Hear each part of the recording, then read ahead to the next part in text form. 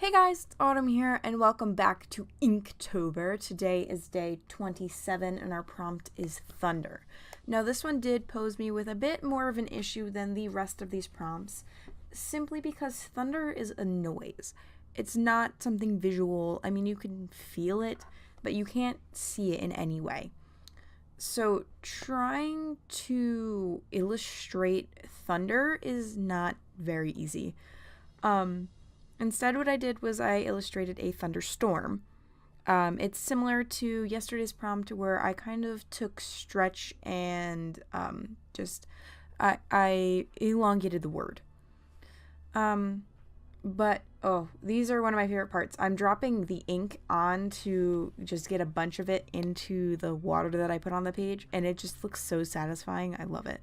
Back to what I was saying. So I drew, more so painted than drew, a thunderstorm this time. I had a bit of an issue with the clouds because I wanted the one in the front to be darker and the one in the back to be lighter, like the thunderstorm's going to pass and there's going to be nice weather behind it. So that's what I'm trying to do, and I spend a lot of time doing that. I think this prompt took me the longest so far out of the ones that I've worked on. Maybe the first couple took me longer because I was getting into the groove of working with ink, but because I was pressed for time working on this, I wanted to get this done as quickly as possible, but I had to wait for the inks to dry in order to make it darker, or I had to wait for the ink to dry on the back cloud in order to add darker tone to it. But I didn't have time to wait for the entire piece to dry. So you're seeing me rush here and be like, okay, how do I do this? How do I do this? How do I do this? I have to make this dark enough. I have to make it look fluffy like a cloud. What am I doing? I eventually get the tones to a spot where I'm happy with it. I think it could be better, but it's also my first time doing clouds with ink. When I do them with watercolor, I tend to just put them in afterwards with gouache and just use a big fluffy brush for it. I also made the sky below the clouds darker, and I did this simply to just, you'll see why, but I made the sky below darker, almost like it's raining and it's cloudy and overcast, because it is, and yeah. So, my favorite part about this is where I go in with a gold gel pen. So we're going to say, for purposes of this video, that a gel pen does count for Inktober. It does not have to be specifically just normal ink. I do this because I wanted the lightning to stand out on this piece, and it's the only color or sparkle I've done in the entire month. So I really, really wanted to do that.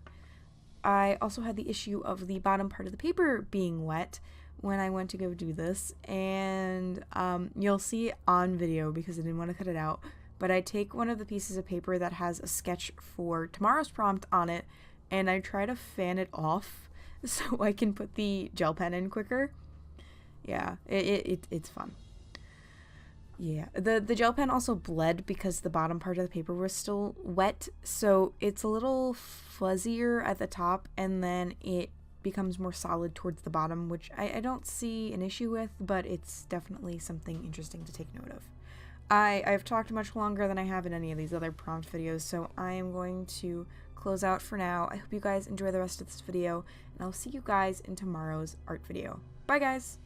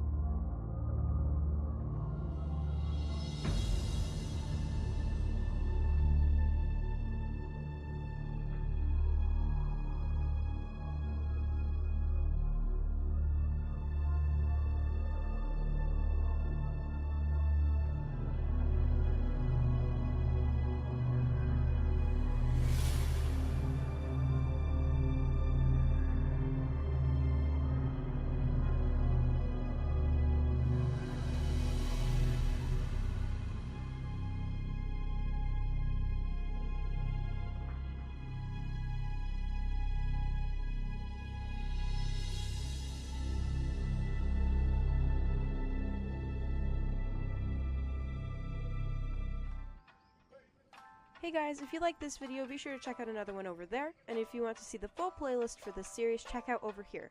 Thank you for watching, and subscribe if you like, and I'll see you in the next one. Bye everyone!